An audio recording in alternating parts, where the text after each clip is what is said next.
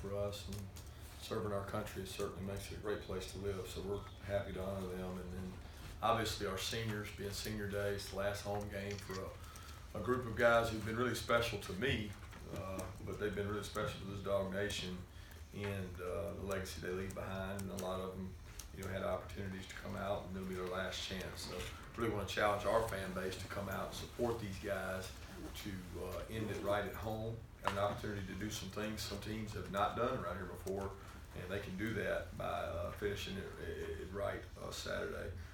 Playing a really good Kentucky game, Kentucky team. I think Mark Stoops is a really good head coach. He's done a tremendous job up there. The energy and enthusiasm in that game last year when we played up there was incredible to me. It's not really how I remembered it when I was here before as a player. Their offensive staff does a great job. They've got a senior quarterback who's playing really well, one of the best backs in the SEC, a veteran offensive line group, and some really big receivers. Then defensively, they play a similar style to us, big guys, 3-4 defense, and they do a really good job as well. So the challenge is in front of us with a great Kentucky team rolling in here that I know they want nothing more than to come in here and try to prove they're the best team in the East. So we get an opportunity to play them at home, and it'll be a senior day, so we're excited about it. I'll open it from there. Kirby, when you talk about Benny Snell, I think if memory serves, in last year's game, they had a scoring drive that was almost entirely his runs off of direct snaps. Having faced some of that with Kerryon Johnson, do they kind of go about it different with Auburn and Kentucky, or is it similar, and having some prep with Johnson, will that help you guys? Yeah, they have some similar plays. They might present them differently. I think Eddie does a really good job of each week, having a different presentation of what people label Wildcat. And they'll get a good picture of looking at what Kerryon did in that package. Auburn does it a little different than them, but Kentucky does a really good job. And their percentage of Wildcat based on this year was actually higher last year versus us. And that's usually predicated off how much success. I mean, if it's working, you do it more. And they had a couple drives last year, particularly one at the end that they ran almost the whole series Wildcat. And they're good at it. They're physical. Our kids talked last year about that was the most physical game they played in from a defensive standpoint, because it was so much grinding and hitting, and they pride themselves on that. So it'll be a great challenge for us. When we didn't stop running real well last week, we're getting an opportunity this week to play a team that is hell-bent on running the ball. You said after the game the big thing was going to be how your team responded to the loss. What have you seen so far, and what do you want to see? Well, the first thing I've seen is guys come in here with a good attitude yesterday, ready to work, good spirits, leaders talking, communicating, got to be around the players and eat with them yesterday. These guys, they'll respond the right way. They're made of the right stuff, and that's all we can ask them to do, is come in with a really good attitude and get to work. Expect them to do that. I'm excited about moving on, getting a chance to go get to work on Kentucky today, and that's what they have to do. The focus for us is totally on Big Blue, because we got to go out there and stop these guys.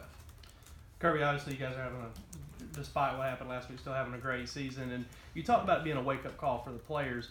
Does it also give the coach, is a game like that, kind of make you, I don't want to say circle the wagons, but a chance to hit the reset button as a coaching staff and maybe think that, it's a course correction type thing or something you may want to start doing a little differently, when you have a game that turns out the way that one did?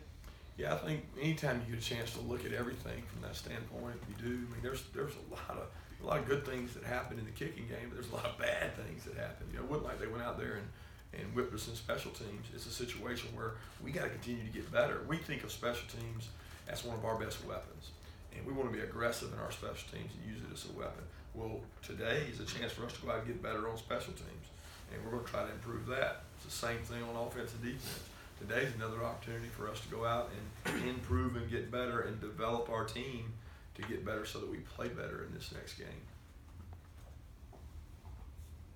How much of a concern was the tackling in that game, and how much of that was just what Auburn does offensively, and how much carryover do you worry about for Kentucky?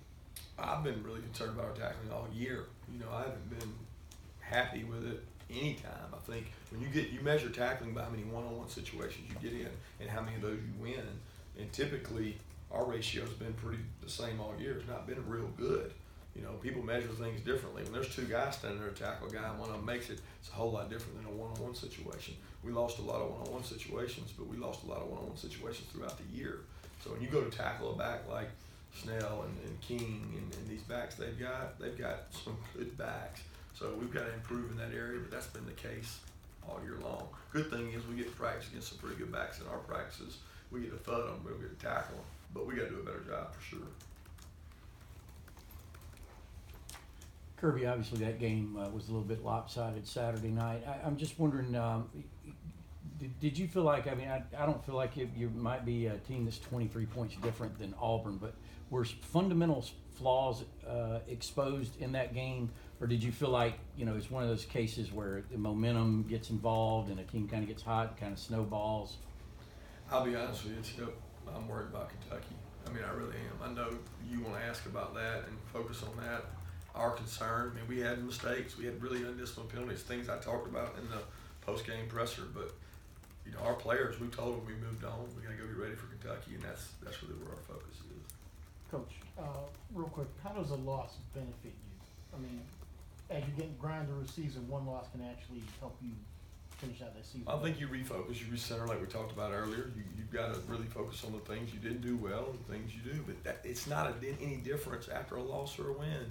Because after every win, we've come in here and said we got to refocus and recenter on the new opponent, the new team, and not let that carry over. It's no different this time.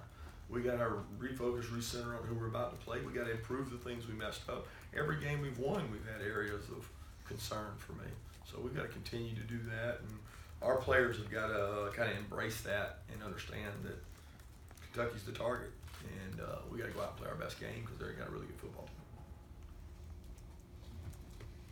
Kirby, I know you're honed in on Kentucky, but the SEC right now has 3 interim coaches for the very first time, and I know each example is kind of different. I mean, Ole Miss had to make a change before the start of the season. The question I've got for you is, you've been active in recruiting so long, do you think this could be kind of a new norm, that changes could be made during the season because of this early signing period, and people may want to get the start due to the recruiting timetable being moved up?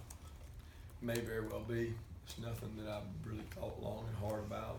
It could be the norm. I mean, obviously they're going to have to make a decision really fast because that signing date is going to be right upon the end of the season. So it's not something that I've really concerned myself with.